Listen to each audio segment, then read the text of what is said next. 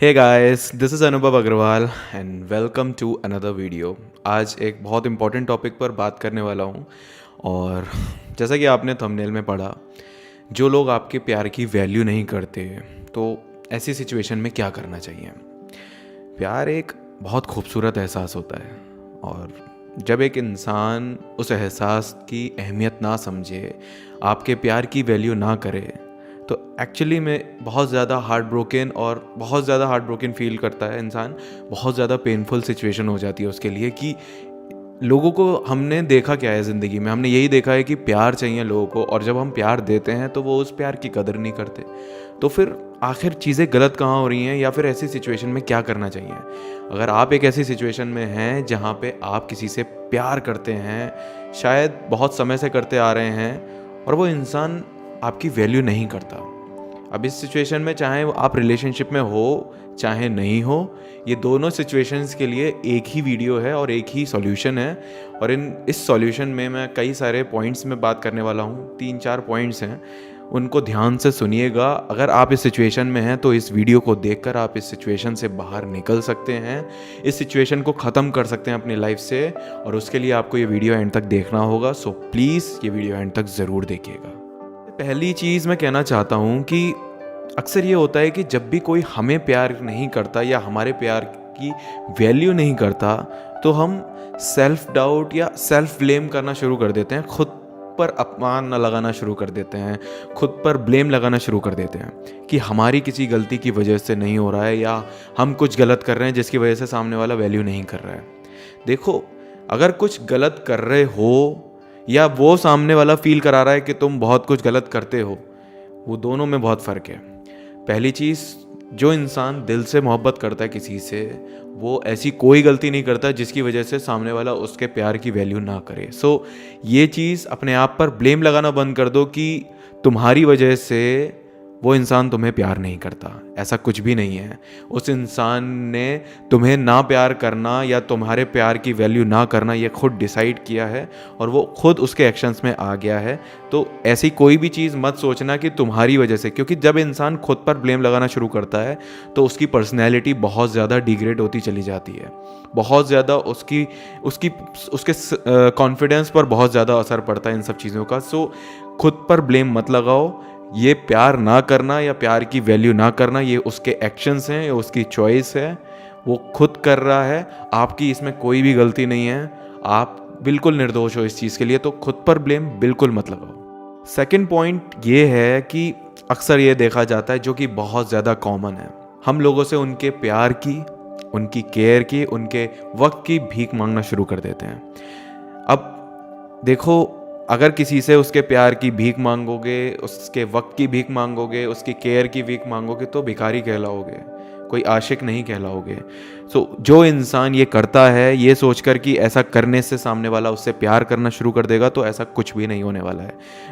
भिखारी बनोगे, भीख मांगोगे तो भीख मिलेगी, प्यार नहीं मिलेगा, केयर नहीं मिलेगी, वक्त नहीं मिलेगा, और ये मिलेगा तो ये एक भीख के फॉर्म में मिलेगा। इसलिए कभी भी एक इंसान से इन सब चीज़ों के लिए भीख मत मांगना। कई बार ये होता है कि हम लोग सामने वाले को रोकने के लिए उससे भीख मांगते हैं कि मत जाओ हमारी ज़िंदगी से, मुझे छोड़ के मत जाओ, ये वो।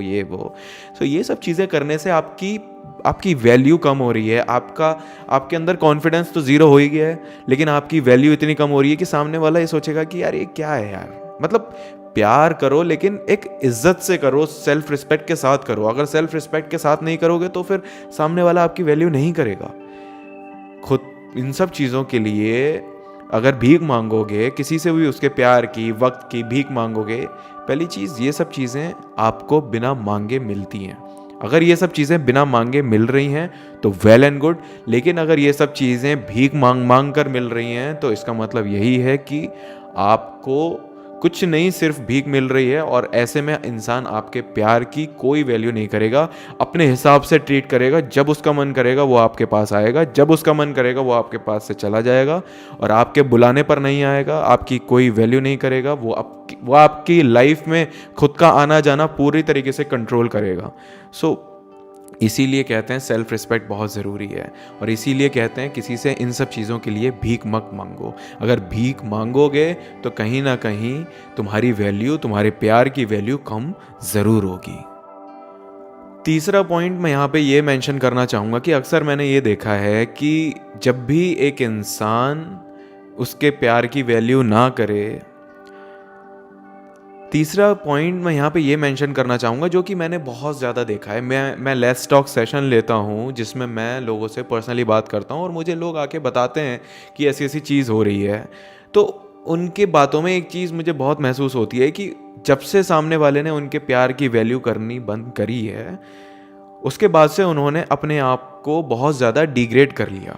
उनको ये लगना शुरू हो गया कि मुझे शायद प्यार कभी मिलेगा ही नहीं, मैं तो हूँ ही नहीं प्यार के काबिल, या प्यार मिलते मिलते ख़त्म हो गया, या जो भी चीज़ें हुई, सामने वाला ना बहुत ज़्यादा अपनी पर्सनैलिटी को डिग्रेड करने लगता है, जिसकी वजह से उसका कॉन्फिडेंस लूज़ होने लगता है। उसकी उसकी उसकी जो आगे बढ़ने की एक इंटेंसिटी होती है ना, एक पॉजिटिव एनर्जी होती है वो, और एक जो वाइब होती है वो पूरी तरीके से नेगेटिव हो जाती है। तो ऐसी सिचुएशन कभी मत क्रिएट करो अपनी लाइफ में जिसमें तुम अपने अंदर किसी भी डाउट को रखो, किसी भी ऐसी चीज़ को रखो जिससे तुम्हें प्यार ना मिलने पर या प्यार की वैल्यू ना मिलने पर अपने आप को डिग्रेड करना शुरू कर दिया, अपनी पर्सनैलिटी डाउन करनी शुरू कर दी। कभी भी ये मत करना। तुम्हारी पर्सनैलिटी ही तुम्हारी पहचान है, और अगर तुम्हें प्यार नहीं मिल रहा है तो इसमें तुम्हारी कोई गलती नहीं है।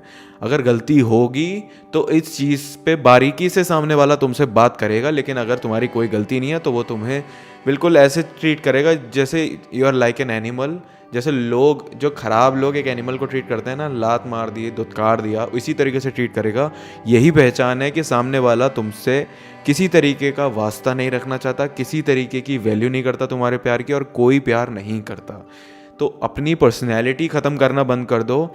जो प्यार करने आएगा तुम्हें, या जो तुम्हें मिलेगा, प्यार बहुत करेगा, शिद्दत से करेगा।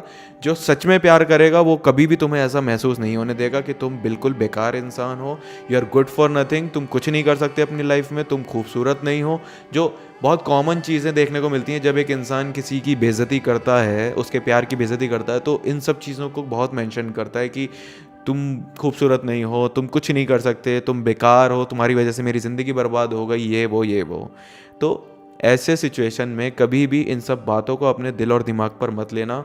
जो इंसान तुमसे प्यार नहीं करता वो तुम्हारी हमेशा तुम्हें डिवैल्यू करेगा, हमेशा तुम्हारी इज्जत ख़त्म करेगा, हमेशा तुम्हें ऐसा महसूस कराएगा जैसे तुम बिल्कुल बेकार इंसान हो। और एक्चुअली में रियलिटी कुछ और होगी।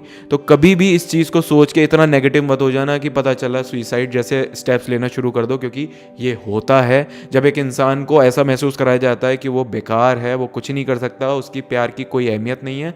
तो कई बार लोग इतने क्रिटिकल डिप्रेशन में चले जाते हैं कि ऐसे स्टेप्स लेने शुरू कर देते हैं। तो इसीलिए कोई भी ऐसा स्टेप मत लो जिससे तुम्हें या तुम्हारी फैमिली को किसी भी तरीके का हार्म हो, या कोई भी दुख हो किसी भी तरीके का। और किसी ऐसे इंसान के लिए अपनी इज्जत, अपनी वैल्यू, ये सब चीज़ें, अपनी सेल्फ रिस्पेक्ट, अपना कॉन्फिडेंस, ये सब चीज़ें ख़त्म मत करना जो इंसान तुम्हारी इज्जत नहीं करता। इन चीज़ों का बहुत अच्छे से ध्यान रखो। एक आखिरी पॉइंट मैं इसके बाद में बताने जा रहा हूँ, ध्यान से सुनना। अगला पॉइंट ये है, एक्सेप्ट करो अपनी सिचुएशन को। अगर तुम्हें प्यार नहीं मिल रहा है, अगर तुम्हारे प्यार की वैल्यू नहीं हो रही है, तो तुम्हारे पास ऑप्शन नहीं है सिचुएशन एक्सेप्ट करने के अलावा। अगर सिचुएशन एक्सेप्ट करोगे तो तुम्हें कहीं ना कहीं इस चीज़ से कॉप अप करने में, ओवरकम करने में हेल्प मिलेगी। लेकिन अगर ये सोचोगे, अगर डिनाइल में जीना शुरू कर दोगे कि नहीं नहीं नहीं नहीं, ये तो सच है ही नहीं, मुझे तो इसका प्यार चाहिए, मुझे तो हर हाल में इससे चाहिए, ये मुझसे बात करता रहे, मुझे तो बस यही चाहिए, किसी भी तरीके से ये मुझसे बात करती रहे या करता रहे।